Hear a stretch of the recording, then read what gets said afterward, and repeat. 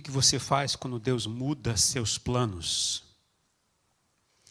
Isso é algo muito sério, algo que a gente tem que pensar, porque vez ou outra Deus vem e intervém e altera os planos e a gente tem que saber nos portar nessas horas. O que a gente tem que fazer, como nós temos que agir, como devemos reagir ao agir de Deus. Como a gente tem que fazer? Você já teve aqueles dias onde você pensou assim, não devia ter saído da cama? Você passou momentos assim? Um tempo atrás, quando estava com o meu joelho dolorido, com problema no menisco, eu passei uma experiência interessante. Eu dormi com dor no joelho, e toda vez que eu me mexia, doía um pouco mais, aí colocava um travesseiro em cima do joelho para tentar ver se amenizava um pouquinho, mas quanto mais eu me mexia, mais doía. Então foi uma noite difícil, e toda noite eu me mexia, doía. E aí, ao amanhecer, eu amanheci chateado por causa daquilo, não dormia direito. Aí fui fazer café, e preparei café, deixei o café aguado, fui fazer o pão, pus o pão na chapa, queimou o pão, saí dali, bati o joelho na gaveta da cozinha, aí fui descer a escada, tropecei, doeu o joelho, e para piorar, quando eu abri a porta, saí e vi um cachorro alemão, um cachorro do lado, vindo latindo na minha direção. E eu olhei, pronto, agora já foi, né? Ainda bem que o cara segurou o cachorro lá, ele não veio muito para perto de mim. Mas eu pensei, devia ter ficado na cama hoje, né? Não devia ter levantado. A gente passa momentos assim, talvez você já tenha passado momentos terríveis. Você olha assim, hoje não foi um bom dia, não devia ter levantado da cama. Hoje foi um dia daqueles dos piores. Talvez se você passou por isso, diga se você veio no lugar certo para ouvir a palavra do Senhor. A gente precisa constantemente ser lembrado do que Deus pode fazer. E hoje eu quero compartilhar com você sobre o que fazer quando as coisas dão errado. O que fazer quando Deus muda seus planos. E essa época do Natal, ela é propícia para isso, porque na época de Natal foi a época que Deus mudou o plano de muita gente. Alterou muito as pessoas. A história do Natal é uma história onde todos os planos de quem estava naquela situação foram alterados. Por exemplo, pode ir para frente aí, falando de Maria e José. Pensa num casal que teve sua vida completamente alterada, transformada, radicalmente teve que mudar. Eu fico imaginando, eu realmente não saberia como agir, mas foi algo que a gente sabe que foi algo de Deus para mudar a vida de Maria e José. Mas imagina a cena, queridos, imagina a cena. Sabe algum casal que eu fico imaginando assim, queriam ser e ter uma vida normal? Você já falou isso na sua vida? Deus queria apenas ter uma vida normal. Sem problemas, sem dificuldades, sem tantas lutas, uma vida normal como todo mundo tem. Muitos já falaram, já pensaram nisso. Agora se imagina a situação para Maria e para José. Deus resolve intervir na vida deles. Eles eram um casal que estavam ali apaixonados, eram noivos, iam se casar. Então imagino que iriam estabelecer sua vida, uma casinha, ter seus filhos e viver como todo mundo deveria viver. Mas Deus resolveu intervir e ir em direção a eles. Aí, a forma como Deus fez isso, Deus mandou um anjo. Deus mandou e apareceu um anjo primeiramente para Maria. E lhe deu o seguinte recado, eu tenho 3 notícias para te dar. Primeira notícia, você vai engravidar antes do casamento. E o filho não será de José. Já começa o primeiro grande problema. Segundo recado, essa obra será uma obra do Espírito Santo. Nunca aconteceu isso na história da humanidade. Primeira vez que vai acontecer com você. Terceiro recado, a criança que você vai gerar é o próprio Filho de Deus. Então você imagina o que era para Maria uma notícia dessa. Ia mudar radicalmente tudo na sua história. Engravidar, ter que mudar de vida, ter que alterar sua forma de entender a vida e ainda gerar o próprio Filho de Deus. Deus mudou radicalmente os planos na história de Maria e José. Uma outra pessoa também, na época que Deus acabou alterando e mexendo na sua história, é o rei Herodes. Herodes era o rei da Judéia. Pensa num cara maníaco, um cara louco, um cara que desejava controlar tudo e todos, um cara que não queria perder o poder por nada. E sabe o que ele fez para tentar manter o poder de tudo que ele tinha, o controle de tudo? Ele matou sua mãe, ele matou os seus filhos, matou o seu cunhado, matou o seu irmão, não sobrou um da sua família. Porque ele temia que essas pessoas o traíssem e tomassem o poder dele, tomassem o trono dele. E para ajudar, nessa época, chegam uns magos e dão a seguinte notícia: olha, nasceu na cidade de Belém o rei dos judeus. O cara que já temia que a sua família tomasse conta, tomasse o poder, fica sabendo que nasceu lá em Belém o rei dos judeus. O que ele mandou fazer? Ele deu uma ordem que matassem todas as crianças de até 2 anos de idade da cidade de Belém. Porque não queria de forma alguma que ninguém tomasse o poder dele. Mas não adiantou em nada. O massacre só piorou a situação, matou muitas famílias, deixou muitas famílias muito angustiadas, mas o plano que ele queria não vingou. E tudo foi alterado. E esse cara foi morto como louco. Ele morreu como louco. Mas Deus alterou o plano dele, né? Não mudou o plano, mostrou o que era o plano de verdade. Para um outro, os líderes religiosos daquela época, pensa aqueles partidos religiosos, os fariseus, os saduceus, os essênios, aqueles caras que eram doutores da lei. Eles oravam e ansiavam pela chegada do Messias. Havia uma pressão e uma opressão gigantesca do Império Romano sobre os judeus, em especial naquela região, naquela terra de Israel. E esse povo orava constantemente pela vinda e a chegada do Messias. Mas eles esperavam um Messias político, um Messias que ia destronar o trono do Império Romano em Israel. Que viesse alguém e pudesse, com o poder celestial, destituir e matar todos do Império Romano. Mas aí vem um tal de um Jesus que se diz Messias, onde o povo começou a adorá-lo. Esse homem chamado Messias começou a frustrar e incomodar a vida dos religiosos, porque ele começava a dizer o seguinte: ame os seus inimigos, ore por eles, dê o tapa, vire o tapa para eles dar. Se você levou um tapa, vire o rosto para tomar mais um. Acompanhe-os, sê com eles, ajude-os. E eles diziam: esse aqui não é o Messias. Mas Deus disse: o plano de vocês eu vou frustrar, porque o meu plano vai acontecer. Lembrando também de um outro grupo, são os pastores. Pastores viviam com a vida normal, corriqueira. Pensa nos homens tranquilos. Estavam próximos à cidade de Belém. Lá estavam lá pastoreando, cuidando do seu rebanho, que eram as suas ovelhas. E ali no meio da noite, uma luz do céu veio com uma força enorme até eles. Brilhou, incomodou e todos se levantaram ali assustados. E o anjo desceu e disse: olha, corram para Belém, porque hoje nasceu o Salvador de vocês. Hoje nasceu aquele que vai mudar a história da humanidade. Hoje nasceu aquele que é o prometido.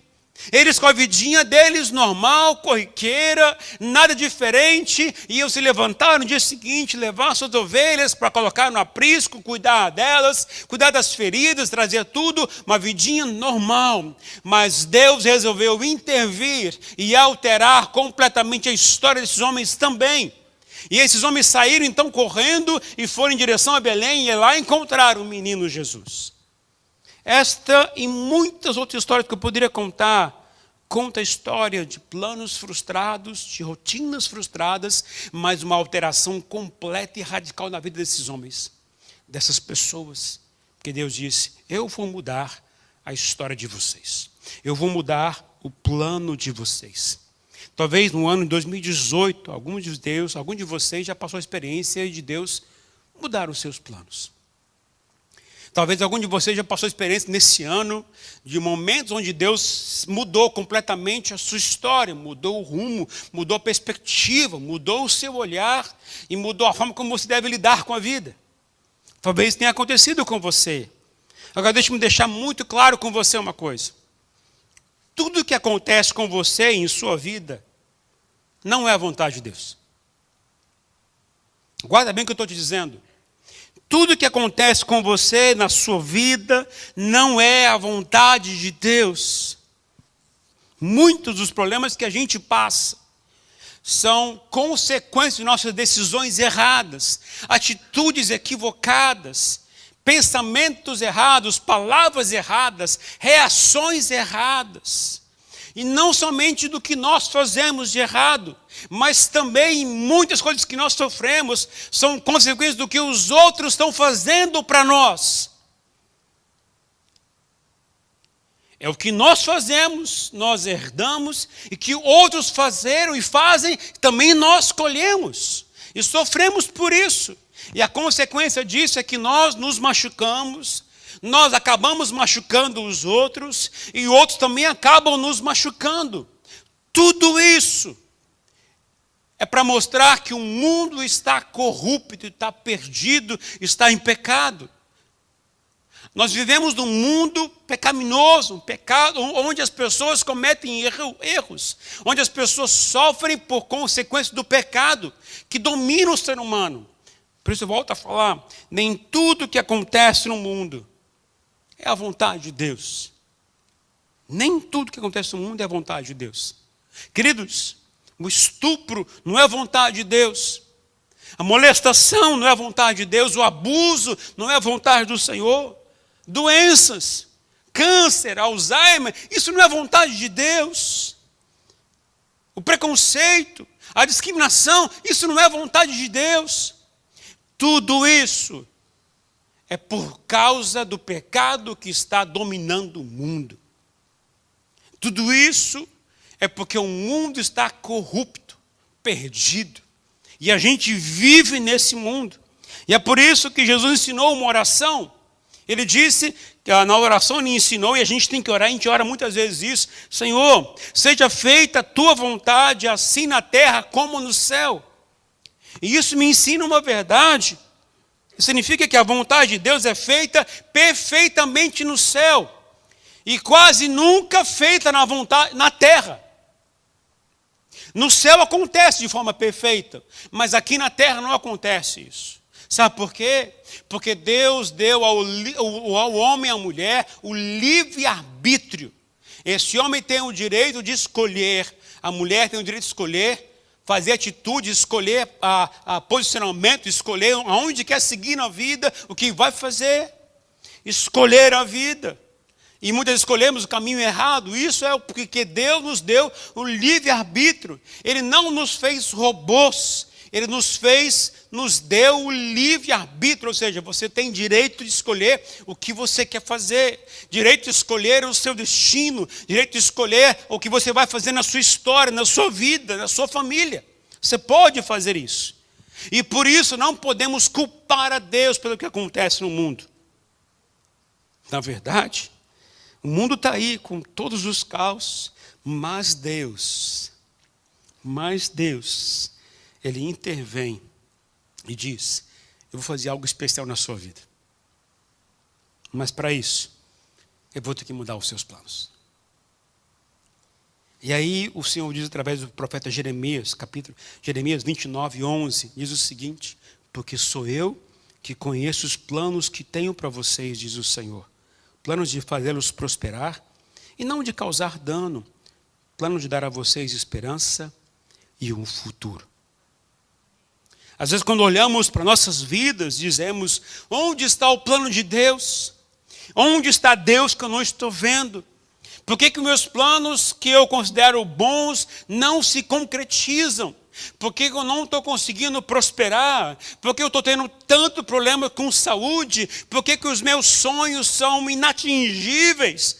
Cadê o plano de Deus? Talvez seja essa a minha sua oração constantemente. Talvez isso tenha sido o nosso coração. Por que tanto problema em casa? Por que tanto problema no trabalho? Por que tanta crise? O que você faz quando Deus não atende os seus planos, não responde suas orações nessas áreas? O que você tem que fazer? Eu diria que tudo isso tem a ver com... A gente pode trazer uma grande lição na época do Natal, porque é exatamente isso que aconteceu. Por isso a gente vai analisar hoje 3 verdades para lembrar quando os seus planos não dão certo. São 3 coisas que nós vamos aprender na história do Natal, que ensinam a gente a viver melhor. Primeira coisa, quando Deus muda seus planos, Ele está tentando chamar a sua atenção. Quando Deus muda seus planos, Ele está tentando chamar a sua atenção. Deus, Ele sussurra para nós, através de nós, em momentos que a gente passa de alegria, de prazer. Mas, quando a gente não consegue ouvir, Ele grita. E o meio pelo qual Ele vai gritar para chamar a atenção é através da dor. Eu diria que a dor é o megafone de Deus para chamar a sua atenção. A dor é um meio pelo qual Deus está dizendo: ei, tem alguém em casa? Ei, tem alguém pronto para me ouvir? Ei, cadê você que não está me ouvindo? Ei, presta atenção em mim, diz o Senhor.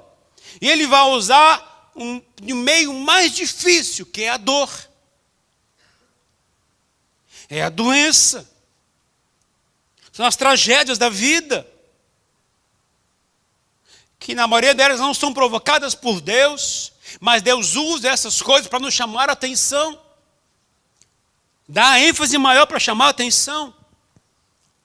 O plano de Deus para Maria e José, ele era tão incrível, tão inacreditável, e eu diria que tão ridiculamente fora do comum. Ele tinha que fazer algo extraordinário para convencer Maria e José que tudo aquilo era plano de Deus. E a forma como Deus fez para ser extraordinário foi mandar um anjo. O anjo falou no sonho, o anjo se revelou a eles. E a forma como Deus se revelou dessa forma foi o meio pelo qual Deus encontrou para chamar a atenção e para avisar a Maria e José o que iria acontecer com eles. Deus foi em direção a eles e usou um anjo para isso. Agora, Deus não precisa enviar um anjo para falar com você. Você tem apenas que ouvir. Tem apenas que aprender a ouvir a voz de Deus, ouvir os sinais de Deus, ouvir a manifestação, o sussurro de Deus. Mas isso a gente sabe que não é tão fácil. Não é tão fácil, porque nós não somos muito bons ouvintes, em especial das coisas de Deus. Na verdade, a maioria de nós é muito pobre em ouvir a voz de Deus. Muito pobre em perceber Deus se manifestar. Eu lembro algumas vezes em casa, estávamos almoçando, estávamos numa mesa, a família inteira. Estava meu pai, minha mãe, eu, minha irmã e meu irmão, estávamos lá sentados, comendo. Daqui a pouco meu pai se levanta e diz: eu volto já já. Meu pai ia para o quarto e a gente continuava almoçando. Daqui a pouco meu pai voltava transfigurado, chorando, rindo, falando coisa com coisa para a gente. Chegou, sentou na mesa, começava a falar em línguas, e a gente, o que aconteceu? Meu pai estava simplesmente almoçando, uma vida normal, e Deus se revelou, e ele parou o que estava fazendo, porque foi atender ao chamado de Deus. Nós não estamos com o ouvido preparado e prontos para ouvir Deus chamar, ao momento que for. Às vezes Deus pode usar todos os meios para chamar a atenção, e a gente às vezes não está nem ligando para isso. A história bíblica conta de Samuel, uma criança, um adolescente, que ainda não conhecia a voz de Deus. E Deus chamou Samuel de madrugada: Samuel, Samuel. E Samuel, por não conhecer, ouviu uma voz diferente e foi até o sacerdote Eli, onde estava morando na casa de Eli. E chegou Eli: o Senhor me chamou. E Eli disse: não te chamei, volta a dormir. E voltou Samuel. Aí Deus mais uma vez, no mesmo quarto, no mesmo lugar, disse: Samuel, Samuel. Aí levantou Samuel mais uma vez: Eli, o Senhor me chamou, não te chamei, volta a dormir. E voltou a deitar. E Deus mais uma vez: Samuel, Samuel. E Samuelzinho levantou da cama e foi: o Senhor me chamou, o Senhor me chamou, Eli. E ele disse: não te chamei, mas agora eu já sei o que é. Quando chamar de novo, quem está falando com você é Deus. Diga para ele: fala, Senhor, porque o teu servo ouve. E chegou no mesmo lugar, no mesmo quarto, naquela mesma cama. Mais um tempinho, voltou a dormir. E Deus disse: Samuel, Samuel. Aí naquela hora eu imagino a cena de Samuel ali abrindo os olhos e tentando enxergar o que está acontecendo, mas deve ter apenas ouvido uma voz super diferente. Deve ter se ajoelhado e dito: Senhor, fala, porque eu estou pronto para ouvir. A gente não está muito preparado para essas coisas, porque a gente não está treinando nossos ouvidos para isso. O salmista diz o seguinte, o Salmo 81, verso 13, diz: se meu povo apenas me ouvisse, se meu povo apenas me ouvisse. E eu ousaria dizer que todos nós temos uma doença. Eu vou chamar de TDAH. Conhece essa doença? TDAH é transtorno de déficit de atenção espiritual. Tudo é transtorno hoje em dia, não é verdade? A gente tem transtorno espiritual porque a gente não está ligado em Deus. A gente não está antenado na voz de Deus, no sussurro de Deus. A gente não está pronto para ouvir Deus, mas como Deus fala. Queridos, a forma como Deus fala vai depender da sua proximidade com Ele. Porque se você estiver longe de Deus, você não vai conseguir ouvir a voz de Deus, porque você vai estar ouvindo outras vozes no meio do caminho. Para você saber quando é Deus falando, diga a você: se aproxime dele, porque quanto mais próximo você estiver dele, mais você vai conseguir compreender que é a voz dele. Quanto mais distante você estiver dele, mais você vai ouvir outras vozes que vão misturar e confundir a sua mente, e você não vai distinguir que é a voz do Senhor. Temos então, portanto, eu diria que essa doença. Mas por que Deus quer que você o ouça? A resposta é simples. Para que você não faça tanta besteira na vida. Não erre tanto nas suas escolhas. Queridos, Deus tem uma visão clara do dia de hoje seu. Ele sabe o dia de amanhã. Ele sabe a semana que vem. Ele sabe o ano que vem. Ele sabe o que vai acontecer com você daqui a 5 anos. Se você o obedecer ou se você o desobedecer. Ele sabe tudo das suas escolhas. Ele acompanha você. Então, se ele sabe, qual seria a nossa inteligência? Buscar saber: Deus, é bom ou não é bom fazer isso? É bom ou não é bom fazer esse negócio? É bom ou não é bom trabalhar dessa forma, trabalhar nessas coisas? É bom ou não é bom fazer isso, fazer aquilo? Se você o consultasse, se você o ouvisse, se você aprendesse a ouvi-lo, você ia errar menos na sua vida, ia fazer melhores escolhas. Quem de você aqui nunca errou numa compra de um negócio? Depois se arrependeu tremendamente. Eu já errei quando comprei um carro. No Brasil, aquela época de comprar um carro em 60 meses, sabe? No meio do período estava pagando, descobri que o carro não valia mais nem 50% do que eu estava pagando ainda.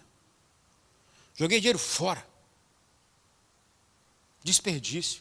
Agora, se eu tivesse ouvido Deus antes, se eu tivesse procurado o Senhor antes, eu não teria errado nessa compra.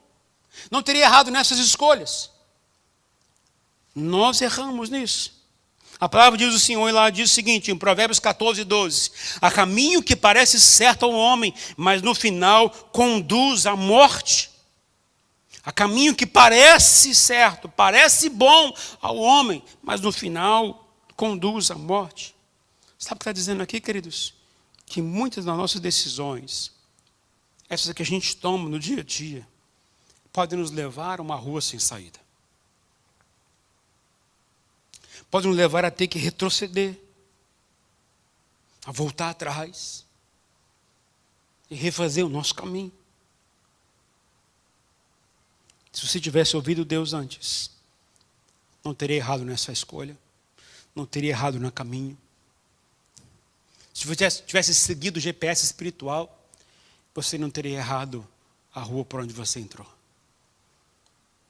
Eu me lembro, eu como sempre fui de igreja, me lembro na época adolescente, a gente participava muito de acampamentos, né? Retiros da igreja. E eu me lembro, quando estava lembrando do texto, preparando o texto, comecei a lembrar de alguns episódios da minha adolescência. Eu lembro que a gente sempre fazia acampamento e quase no último dia tinha momento da fogueira. Momento da fogueira. Talvez alguns mais velhos aqui vão lembrar, tipo o Jean, assim, vai lembrar esse povo mais velho de igreja. A Rosane deve lembrar muito mais do que eu. A gente vai lembrar, a gente vai no acampamento, a parte final, o Wesley então nem se fala. A gente vai lembrar então, o momento final de acampamento é sempre um momento de fogueira. Você vai lá, canta junto, chora junto, é muito gostoso, era muito bom. E eu lembro algumas vezes que eu estava com adolescente, meus pais apareciam, eles iam ministrar nos acampamentos também. E meu pai e minha mãe diziam, olha, não põe a mão no fogo, vai queimar, vai doer. Eu, na hora, disse, ok, não vou pôr a mão. Eu lembro que eu fui em outro acampamento pouco tempo depois, meus pais não estavam. E eu fui para a hora da fogueira. Eu até lembrei do que meu pai e minha mãe disseram. Mas eu não quis ouvi-los. O que eu fui fazer? Fui experimentar. Queimou, doeu, machucou. Interessante, sabe o que é, queridos? Quando Deus, o Espírito Santo inspirou os homens a escrever a Bíblia, foi para alertar a gente também. O que é bom e o que não é bom fazer. A Bíblia está aqui disponível para você ouvir e seguir exatamente o que Deus manda você fazer. Mas a gente lê e até sabe, porque já ouviu pregações a respeito, mas nós escolhemos queimar nossa mão, escolhemos errar, sabendo que a gente está escolhendo o errado muitas vezes. Está disponível na Bíblia. Ouvimos, já lemos, e não queremos ouvir, não queremos atender. É o nosso risco, a nossa doença, e a gente precisa se preocupar com isso. A gente tem que olhar, quando a gente tem a compreensão exata da vontade do Senhor, a gente tem que aprender a ouvir. Deus vai usar todos os meios para chamar a nossa atenção. Porque quando Deus muda os nossos planos, é porque Ele quer nos chamar a atenção. Quer nos chamar a atenção. A segunda coisa que o Senhor me ensina é que quando Deus muda seus planos, significa que Ele tem um plano melhor. Significa que Ele tem um plano muito melhor do que o seu. Na verdade, o seu não é nada em relação ao plano dele.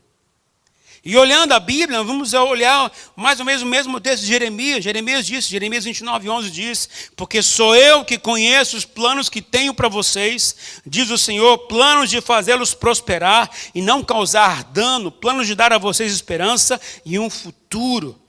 O plano dele é melhor que o seu.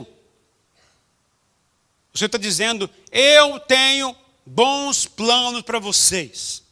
Eu tenho um plano melhor para vocês. Eu tenho o melhor plano para a vida de vocês. A vida pessoal, a sua vida familiar. Eu tenho o melhor plano para vocês. E são planos que não vão machucar você, não vão ferir você, não vão machucar, não vão alterar o seu coração no aspecto de dor, ressentimento, mas vai levar você a compreender que a esperança na sua vida está nele, não no que o mundo oferece.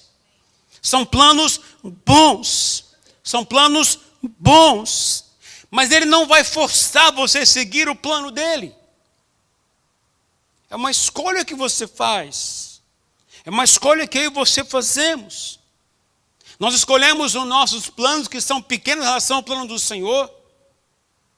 E sofremos consequências por escolher esse tipo de plano. Mas Deus diz, eu tenho um plano melhor para você. Se você escolher o meu plano, vai acontecer isso, isso e isso com você. Mas se você escolher o meu plano, diz o Senhor. Deixa eu me explicar um pouquinho mais, olhando na história de Maria e José. Maria e José tinham interesse apenas em ter uma vida comum, de casar, ter filhos, e seguir a vida normal para eles. Agora Deus disse para eles, olha, eu tenho um plano maior para vocês. Eu tenho algo melhor e maior para vocês. A vida de vocês é para ter uma vidinha comum, corriqueira, normal, onde você vai casar, ter filhos, quem sabe acompanhar os netos. É isso que você espera. Mas eu tenho um plano maior para vocês. O meu plano vai envolver que vocês possam abençoar o mundo inteiro. É muito mais do que uma vidinha comum, regular para você. É um plano que vai abençoar o mundo inteiro. O mundo inteiro. Se você seguir exatamente o meu plano, você vai cumprir a missão que eu tenho para você. Agora, quando você quer seguir o seu plano, dos seus sonhos, se descarta o plano de Deus, você vai perceber que a sua vida vai ficar sempre limitada. Vai ficar sempre aquém do que poderia ser. Não vai haver satisfação plena, não vai haver gratificação plena, não vai haver sempre uma insatisfação, vai estar faltando algo dentro de você, porque você não escolheu o plano dele para você, você escolheu o seu plano. E Deus diz, eu tenho um plano para você. Com certeza esse plano de Deus, ele é muito mais gratificante. Muito mais gratificante. Olha o que Paulo falou à carta aos Coríntios, 1 Coríntios 2:9. Olho nenhum viu, ouvido nenhum ouviu, mente nenhuma imaginou o que Deus preparou para aqueles que o amam. Há um plano e esse plano é muito mais gratificante. Mas eu não posso te falar não posso deixar de falar para vocês a verdade. Pode ser extremamente gratificante, mas o plano do Senhor, ele sempre é mais difícil. E muitas vezes mais doloroso. O plano de Deus não é um plano fácil para a gente. O plano de Deus não é um plano simples. O plano de Deus sempre envolve algo mais difícil e muitas vezes mais doloroso. Porque mexe com a nossa vontade, com o nosso orgulho, mexe com a nossa estrutura, com as nossas emoções. Mexe com a nossa perspectiva de vida. O plano de Deus, ele é muito melhor, muito maior, mas ele causa certo desconforto na gente. Para Maria e José, o plano era muito difícil. Imagine as críticas que Maria teve que ouvir. Imagine as chacotas, imagine as acusações. Imagine as pessoas falando. Imagine até familiares questionando, criticando. Será que foi o anjo mesmo que fez isso? Ou será que você prostituiu? Ou será que você pecou? Imagine as palavras de acusação e ela dizendo, não foi eu, foi o anjo que disse, foi o Espírito Santo que fez. Mas mesmo que ela falasse, as pessoas iam continuar acusando, demonizando, destruindo a vida de Maria o tempo inteiro, se ela não tivesse firmeza no coração. E para José também não seria nada fácil casar com alguém que já estava grávida. Não seria nada fácil a história de Maria e José. Maria já grávida por alguns meses. E ela então agora, por causa do recenseamento determinado pelo imperador, agora eles têm que viajar até Belém. Imagina a mulher de 8 meses para frente, em cima de um jumento, viajando horas e dias para chegar até Belém. Imagina o incômodo, imagina a coisa ruim. Se não é fácil você, às vezes, andar com um certo conforto, porque a gente está com... Eu lembro quando me deu pedra na minha vesícula, que eu tive para o hospital. Eu lembro a dor, a Rosane estava dirigindo e eu queria falar assim para ela, estava em Brasília, falei assim, passa o sinal vermelho porque está doendo demais. Não tinha como passar o sinal vermelho, mas eu estava berrando de dor no carro. Ou seja, não havia um lugar confortável, eu estava com dor, com incômodo. Eu imagino Maria grávida, com barrigão, carregando e andando de jumento. E para ajudar um pouquinho mais, chega lá em Belém e não tem lugar para ela ficar. Não tem nem uma pensãozinha. Imagina o José pensando, que marido sou eu? Que não consigo arrumar nenhum lugar para minha mulher? Marido sou eu que não consigo nem levar minha mulher para um lugar para ter o filho, um lugar bom, adequado, um lugar limpo, um lugar preparado adequadamente para receber. Imagina a cena, dolorida, difícil. Imagina ter que ir para um estábulo, um lugar fedorento, um lugar cheio de animais. E ali ter que ter uma criança, ter um filho. Eu imagino Maria pensando, eu queria minha mãe perto aqui de mim. Talvez minhas irmãs, talvez parentes comigo me ajudando no parto. E quando a gente sabe, toda mulher que está gerando o filho, vai ter o filho, o desejo da mulher sempre tem a mãe perto, um parente perto, e Maria não teve ninguém. Talvez teve a jumenta. Uma égua do lado, uma vaca. Imagine que sofrimento, que dor, tudo isso é muito difícil. Eu imagino talvez Maria perguntando, Senhor, eu estou carregando o teu filho, porque todo esse sofrimento, eu não estou carregando, não é somente o meu filho, mas é o teu filho. Por que tem que estar esse sofrimento tamanho? Por que vai ter um filho neste lugar? É o teu filho. Talvez a gente possa fazer até pergunta assim para Deus. Senhor, eu estou fazendo a tua vontade. Eu estou obedecendo o teu plano, seguindo certinho a tua vontade. Mas por que tanto sofrimento nesse meio do caminho? Por que tanta luta no meio do caminho? Por que as coisas parecem que não dão certo? E eu estou fazendo a tua vontade? Pois é. Pois é.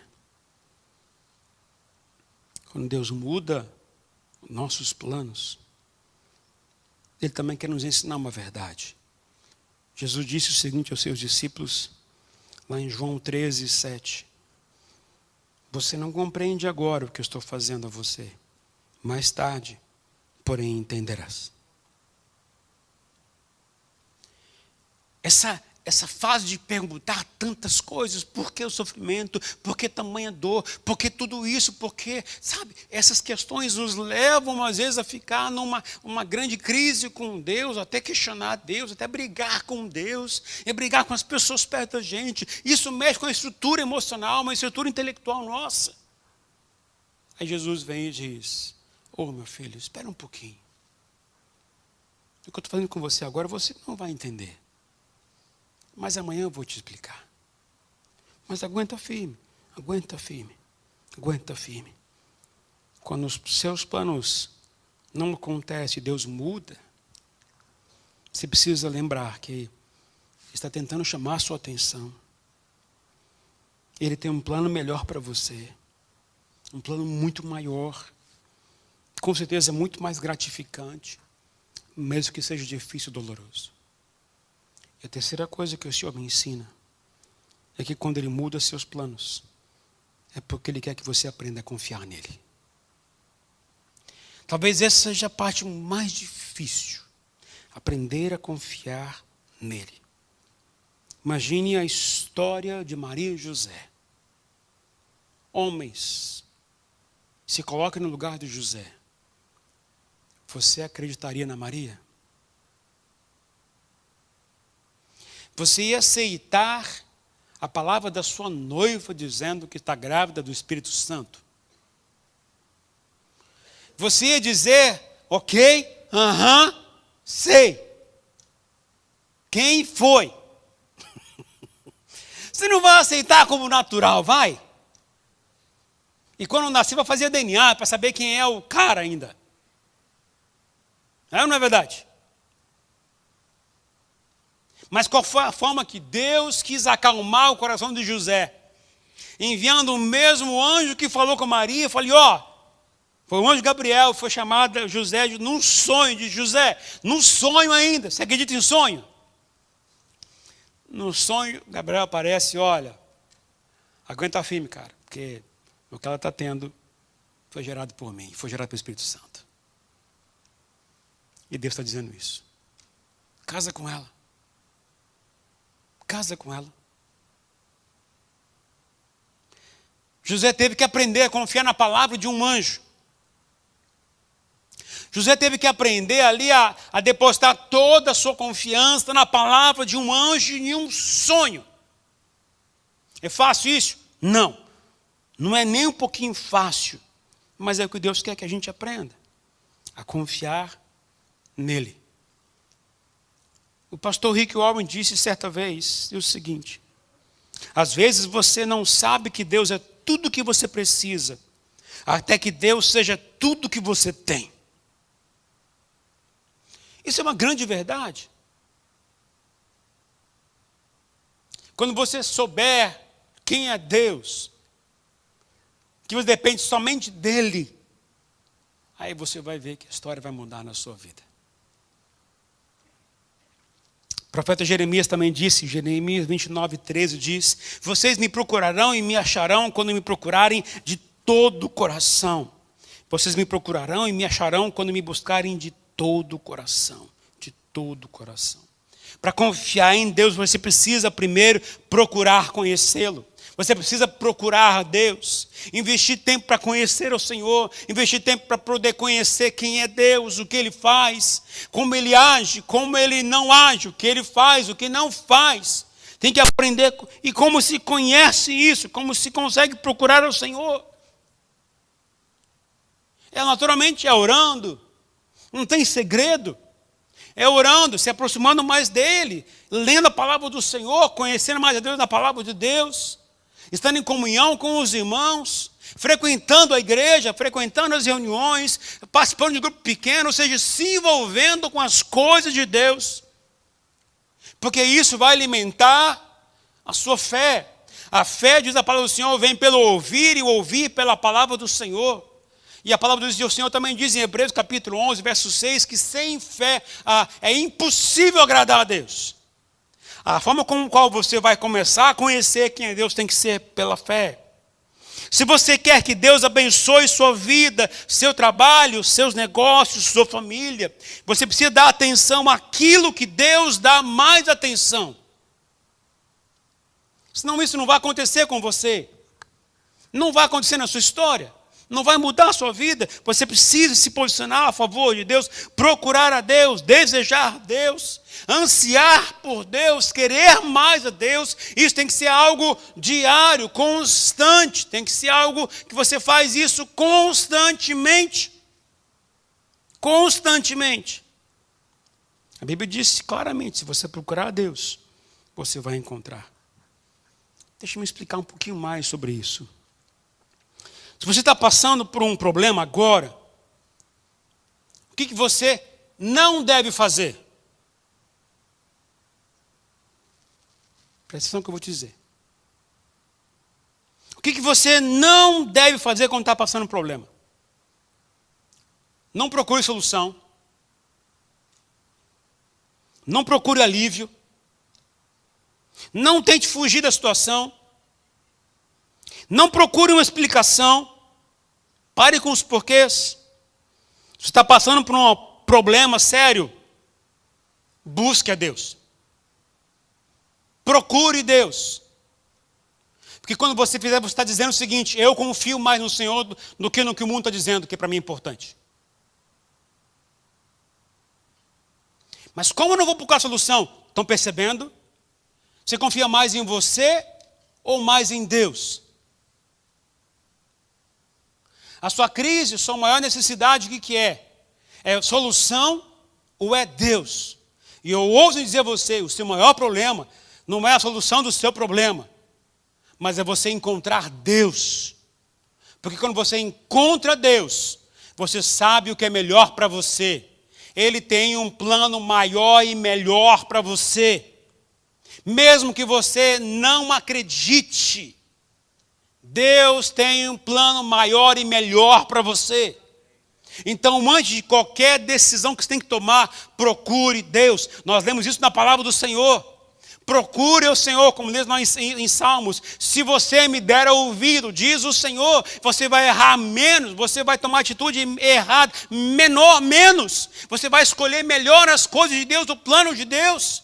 Entenda bem isso, você precisa aprender a confiar em Deus. Eu preciso aprender a confiar mais em Deus. Então, antes de qualquer solução de problemas, você precisa dedicar um tempo para Deus. Não significa parar de fazer, parar de trabalhar, parar de viver, não. Mas enquanto está vivendo, não tome nenhuma solução, uma decisão, se você não encontrar Deus primeiro. Eu tenho plena certeza, se você se encontrar com Deus, o seu coração vai ser mudado e você vai ter uma perspectiva diferente de tomar decisão. Você precisa aprender a confiar em Deus. Confiar em Deus e acreditar que Ele sabe o que está fazendo, Ele sabe o que é melhor, que Ele é sábio, que Ele conhece o seu dia de amanhã, Ele conhece a semana que vem, como será a sua semana que vem, Ele conhece como será o ano que vem. Então por que você não confia nele? Você confia mais em você. Se você é inteligente, desculpa falar, você vai querer conhecer primeiro a Deus, saber da vontade de Deus primeiro, porque aí você vai eliminar alguns estresses, algumas dificuldades que você está passando. Há um texto extremamente sério que Paulo falou aos Romanos. Olha o que fala em Romanos 8, 28. Sabemos que Deus age em todas as coisas para o bem daqueles que o amam, dos que foram chamados de acordo com o seu propósito. Esse texto nós usamos muitas vezes para falar que Deus está no controle. É uma verdade. Que tudo vai se dar bem na minha vida. É uma verdade. Paulo diz claramente, nós sabemos. Ele não falou, eu acho que é isso. Ele não ficou adivinhando a vontade do Senhor. Ele não ficou supondo que aquilo seria a vontade de Deus. Ele diz, nós sabemos. Essa é a vontade do Senhor. Nós sabemos o que é correto. E ainda diz, ainda mais, Deus age em todas as coisas. Ele não disse que somente em apenas algumas coisas, em algumas situações, somente no âmbito espiritual, e não no âmbito financeiro, não no âmbito material, não no âmbito físico. O texto diz claramente que Deus age em todas as coisas. Isso significa em tudo. Ou você crê na Bíblia ou você não crê na Bíblia. Ou você confia em Deus ou você não confia em Deus. E agora ele não disse que ele causa tudo. O texto está falando assim que Deus causa todos os males a você. Deus não causa malha a você. Deus não causa crise em você. Deus não provoca você para ficar doente. Deus não dá doença para você. Deus não causa o mal para você. Porque o plano do Senhor sempre é bom, melhor e agradável. Esse é o plano do Senhor, sempre será. Sempre será. Há muitas coisas ruins que acontecem com a gente. E essas coisas são normalmente consequências de nossas escolhas. Lembre-se da lei, que é bíblica, e que faz parte do reino da criação de Deus. O que você semear, você vai colher. Não há como fugir dessa lei. Porque é determinado pelo próprio Deus. Não queira fugir disso. E não adianta fugir disso. Mas Deus faz tudo funcionar para o bem, diz a palavra do Senhor. Ele faz tudo funcionar para o bem. Mas isso há uma condicional. Diz o texto, se nós estivermos amando a Deus e vivendo de acordo com o plano dele. Portanto, essa promessa não é para todos. Essa promessa não é para todo mundo. É para aqueles que amam a Deus e que estão fazendo tudo de acordo com a vontade do Senhor, dos que foram chamados de acordo com o seu propósito, ou seja, que estão seguindo a vontade e o plano de Deus. Aqueles que o amam a Deus, que amam a Jesus, que amam o Espírito Santo, e estão seguindo o propósito determinado pelo Senhor. Para que tudo possa Deus fazer funcionar bem, você tem que estar fazendo essas coisas. Fora disso, vai ser impossível acontecer. Quando Deus apresenta o plano dele, a vontade dele para você, quando ele intervém na sua história e começa a mexer com a sua estrutura, é porque ele tem um plano melhor para você. Mas sabe de uma coisa, quando Deus faz isso, ele está testando você. E o teste de Deus é, você confia em mim ou confia em você? Você confia em mim ou confia em você? E antes de terminar, quero dizer apenas 3 coisas. São 3 sinais de aviso que a gente não está confiando em Deus. 3 sinais que a gente não está seguindo o plano do Senhor. Fadiga, frustração e medo. Quando você está tendo esses 3 sentimentos, isso é uma prova clara que você não está confiando em Deus, portanto, não está seguindo o plano dele, não está declarando que você depende dele para a sua vida. Fadiga, frustração e medo. A fadiga é quando você está cansado de tentar resolver os seus problemas do seu jeito. Já passou por isso? De tentar solucionar somente do seu jeito e você até cansa, porque você percebe que não consegue resolver o seu problema? Quando está tentando fazer isso, você está provando para Deus que você confia mais em você do que nele. Você está provando para você e para Deus que você prefere seguir o seu plano do que o plano dele. Mas lembre-se, o Senhor diz, eu tenho um plano para você. Siga o meu plano. Siga o meu plano melhor para você. Se há fadiga, vigia. Frustração. Frustração é uma sensação de impaciência. Pois você acaba achando que Deus não está suprindo as suas necessidades, nem atendendo os seus pedidos. A frustração é um sentimento angustiante, onde você se decepciona com Deus porque Ele não está cobrindo, atendendo ao seu pedido. E você diz, Senhor, eu sou teu filho, porque esse problema, porque essa dificuldade, porque tanta coisa, porque que o teu plano não está cumprindo na minha vida, porque você não está aprendendo a confiar nele, você está decepcionado porque Deus não está atendendo o seu pedido do seu jeito. E quem falou que o seu plano é o plano de Deus? O que Deus quer que a gente aprenda é que o plano dele é melhor. Mas qual é o plano de Deus? Qual é o segredo? O plano para você está onde? Na Bíblia. Pastor, me diga qual é o plano para a minha vida. Meu irmão, vai ler a Bíblia. Está lá. Está lá. Eu posso te enunciar vários versículos que são claros do plano de Deus para você. Mateus 28, está claro. João 15, João 16. Eu poderia anunciar tantos outros. João 14. A gente tem que começar a compreender que existe um plano celestial para a gente. Mas eu tenho que desejar esse plano e viver segundo esse plano. Porque se eu não faço isso, eu vou me frustrar com o próprio Deus. Porque Ele não vai atender os meus pedidos. E eu vou me decepcionar com o Senhor. Pergunto a você, quem de vocês aqui já se decepcionou com Deus? Não precisa levantar a mão. Bando de crente aqui, nunca levanta a mão, né? Eu já. Já disse, Senhor, eu esperava que o Senhor fizesse isso por mim. Aliás, eu sou teu filho. Eu não sou um filho pródigo. Eu não saí e gastei tudo. Eu estou aqui.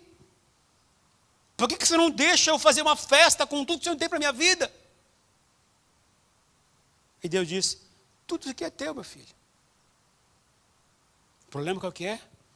Nós não confiamos no plano dele. Não confiamos em Deus. E nos decepcionamos com ele. E a terceira palavra é medo. O medo é um sentimento natural. Que não tem medo aqui. Todo mundo tem medo de alguma coisa. Eu tenho medo de altura. Pavor, por sinal. Qual é o seu medo? Isso é natural, a gente tem isso. Mas o medo, o que ele faz com a gente? Ele nos paralisa. E a tendência é que ele nos leve a tomar decisões erradas. Porque o medo não nos leva a vencer as dificuldades. O medo nos leva a fugir dos problemas. A fugir de enfrentar o problema. E o medo é um sinal que eu estou dizendo para Deus, Deus, esse pano eu não quero não. Porque me causa muita dor. Vai mexer muito comigo. Eu não quero isso não. Eu tenho medo do que vai acontecer comigo. Eu tenho medo do que pode acontecer comigo. Eu não quero na minha vida isso não. Pois é. Eu poderia até enumerar até mais sentimentos que a gente tem, que provam que a gente não está confiando muito no Senhor. Mas Deus diz que esses são sinais.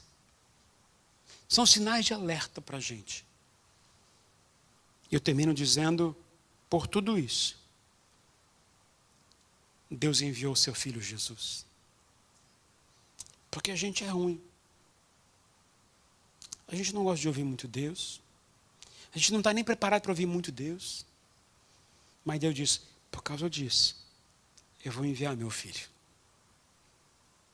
E isto é Natal. Eu vou enviar meu Filho. Não apenas para salvar você do pecado, mas para salvar você também dos efeitos do pecado em você.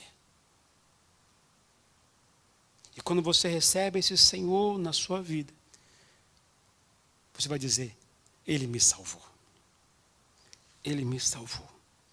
Até dos efeitos do pecado, como fracasso, fadiga, frustração, medo, dúvida, preocupação, ansiedade, culpa, vergonha, ressentimento e tantas outras coisas. Mas posso dizer que há mais de 2000 anos atrás, Deus resolveu intervir na sociedade, enviando o seu Filho como seu Salvador. E eu posso dizer a você com muita certeza, Ele está aqui hoje. Mas talvez você queira dizer, Senhor, eu não estou seguindo o teu plano. Eu preciso mudar. Eu não quero ser mais orgulhoso. Eu quero aprender a ouvir a tua voz. Mesmo que o Senhor venha intervir no meu plano e trazer o seu plano, eu sei que esse plano vai ser melhor. Se por acaso Deus falou ao seu coração através da mensagem de hoje, eu quero desafiar você a sair do seu lugar. E você vir no altar porque Jesus está aqui. Ele está aqui para consolar você, ajudar você, motivar o seu coração e ainda te mostrar o melhor caminho para você. Se você quer oração, vem no altar. A gente está aqui para ajudar você.